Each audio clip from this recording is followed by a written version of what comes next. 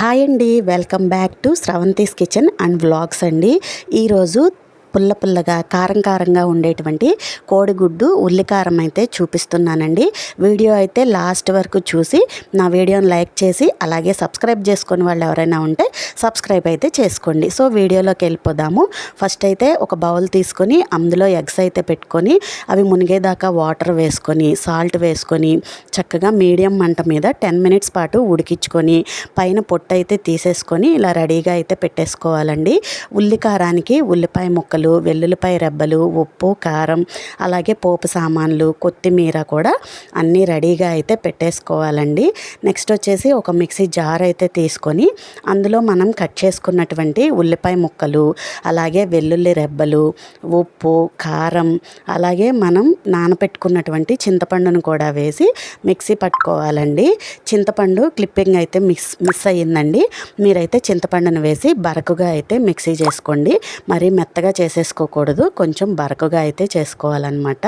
So నేను ఇక్కడ చూపిస్తున్నాను చూడండి, వీడియోలో చూపించినట్టుగా బరకగా అయితే మిక్స్ చేసుకోవాలి. సో అలా మిక్స్ చేసి పక్కనైతే పెట్టేసుకోవాలండి. తర్వాత మనం ఉడికించుకున్నటువంటి గుడ్లకి ఇలా ఘాట్లు అయితే పెట్టుకోవాలన్నమాట. అప్పుడు కోడిగుడ్డు అనేది ఆయిల్లో వేసినప్పుడు పెట్లకోకుండా అలాగే ఉల్లికారం అంతా కూడా ఎగ్స్కి అయితే బాగా పడుతుందండి. సో ఇప్పుడు ఒక ప్యాన్ అయితే పెట్టుకొని అందులో ఆయిల్ వేసుకోవాలి. ఆయిల్ అనేది ఎక్కువ వేసుకోకూడదండి, కొద్దిగా వేసుకోవాలి. వేసుకొని పసుపు వేసుకొని ఉప్పు వేసుకొని మనం ఘాట్లు పెట్టుకున్నటువంటి ఎగ్స్ ఉన్నాయి కదండి, సో వాటిని కూడా వేసేసుకొని మంచిగా అయితే మిక్స్ చేసుకోవాలన్నమాట.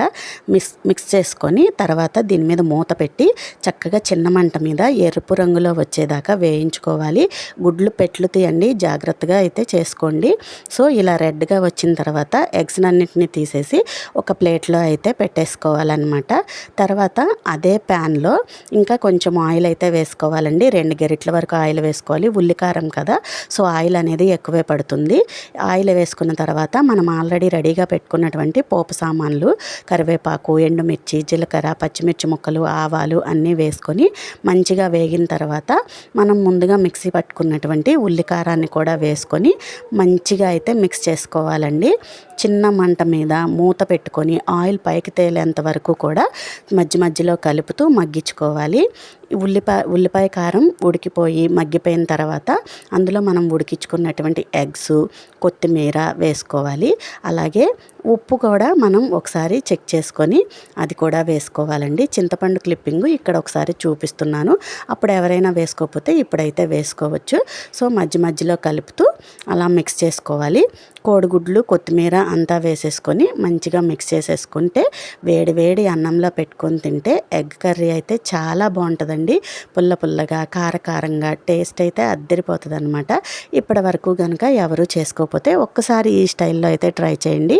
కూర అయితే యమ్మీ టేస్ట్గా అయితే ఉంటుందన్నమాట. అండ్ అలాగే నా ఛానల్ని ఇప్పటివరకు ఎవరైనా సబ్స్క్రైబ్ చేసుకోకపోతే ప్లీజ్ డూ సబ్స్క్రైబ్ అయితే చేసుకోండి. అలాగే నా వీడియో నచ్చితే లైక్ చేసి కామెంట్ చేయండి. బాయ్ అండి.